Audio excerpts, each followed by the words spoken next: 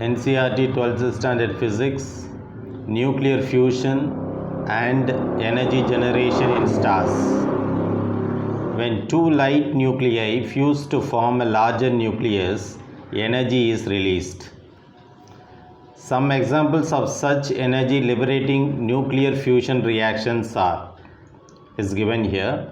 Even before that, larger nucleus is more tightly bound as seen from the binding energy curve. If you go for this side, the binding energy for uranium, iron and all, if you see, it's very high. Binding energy per nucleon, it's very high. But if you come for less than 30, hydrogen, lithium, the binding energy per nucleon is very, very less. Therefore, for nuclear fusion, we always go for hydrogen. So, here hydrogen, two hydrogen, that is one proton plus one proton combined together to give deuteron plus positron E plus neutrino, then release of energy of 0.42 mega electron volt.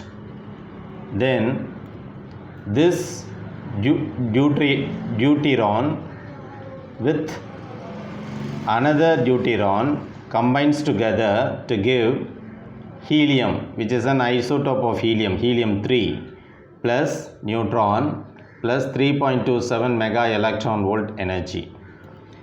Then in the last equation, deuteron, we have two deuteron combined together to give triton, proton and 4.03 mega electron volt. For fusion to take place, the two nuclei must come close enough so that attractive short-range nuclear force is able to affect them.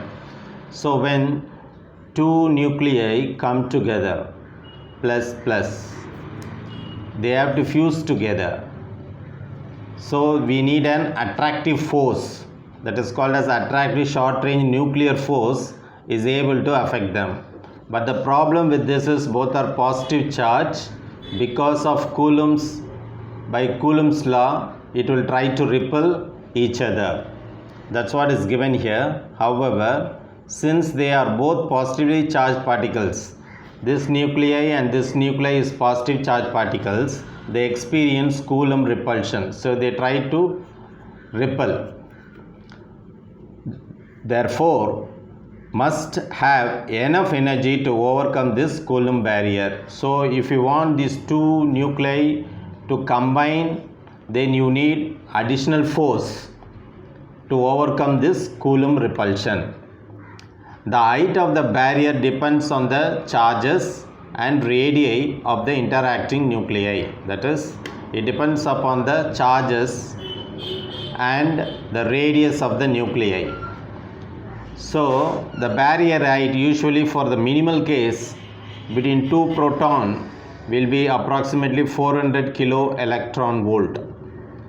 The barrier height is higher for nuclei with higher charges. So if the charges are very high, then this barrier height is also very high. Then we need more energy for fusion to take place. To overcome Coulomb barrier, the temperature required is approximately equal to 3 into 10 power 9 Kelvin. Now, thermonuclear fusion. When fusion is achieved by raising the temperature of the system so that particles have enough kinetic energy to overcome the Coulomb repulsive behavior, then it is called thermonuclear fusion. That means we already told, because of positive charge and positive charge of two nuclei, they try to repel each other. So if you want to fuse these two nuclei, you need additional energy. So what we do is we raise the temperature.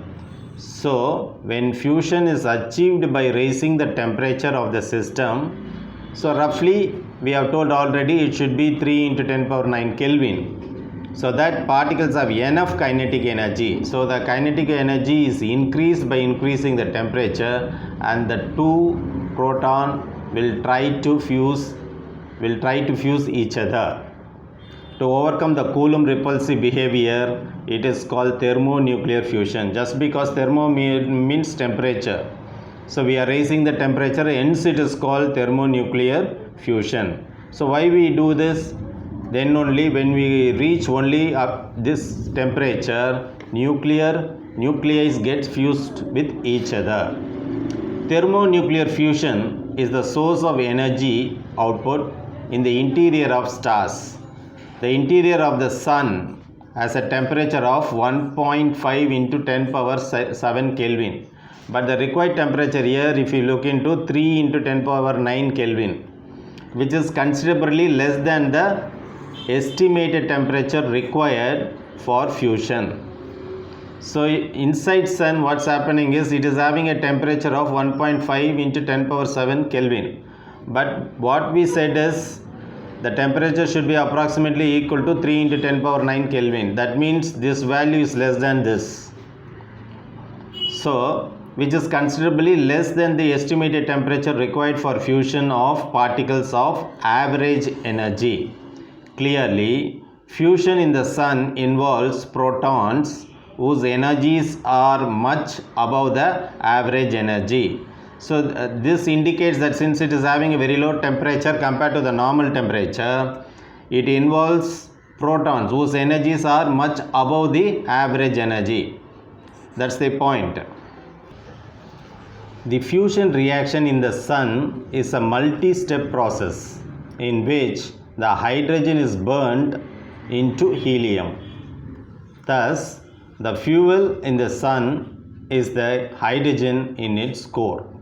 So once again I repeat, the fusion reaction in the sun is a multi-step process. I will explain this multi-step process in which the hydrogen is burned into helium. Thus, the fuel in the sun is the hydrogen. The fuel in the sun is the hydrogen. Now we will see the reactions. Now hydrogen, that is one proton plus proton combined together to give deuteron, then positron, then neutrino, then energy of 0.42 mega electron volt. Now positron plus combines with electron to give gamma plus 1.02 mega electron volt. This gamma and gamma is a radiation. Then deuteron combines with proton to give helium plus gamma plus 5.49 mega electron volt. This is third equation. So the last equation will be helium 3 plus helium 3 combines to give helium 4 plus proton plus 12.86 mega electron volt. This is fourth equation. For the fourth reaction to occur, the first three reactions must occur twice, because in this step only, in the third step only, we are getting helium 3. So only by these three reactions we get helium 3, this term. And once again another set of reaction, these three reactions has to happen to get another helium 3. Now when these two helium 3 combines together, you will get helium 4 plus proton plus 12.86 mega electron volt. This is fourth equation.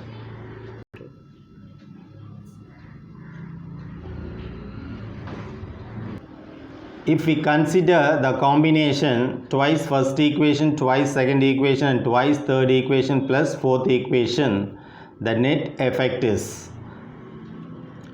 4 times proton hydrogen plus 2 electron gives you helium 4 plus 2 neutrino plus 6 gamma plus 26.7 mega electron volt.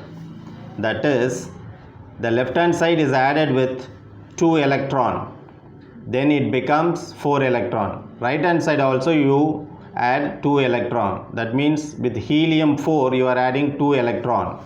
Then 2 gamma, 2 neutrino, 6 gamma plus 26.7 mega electron volt.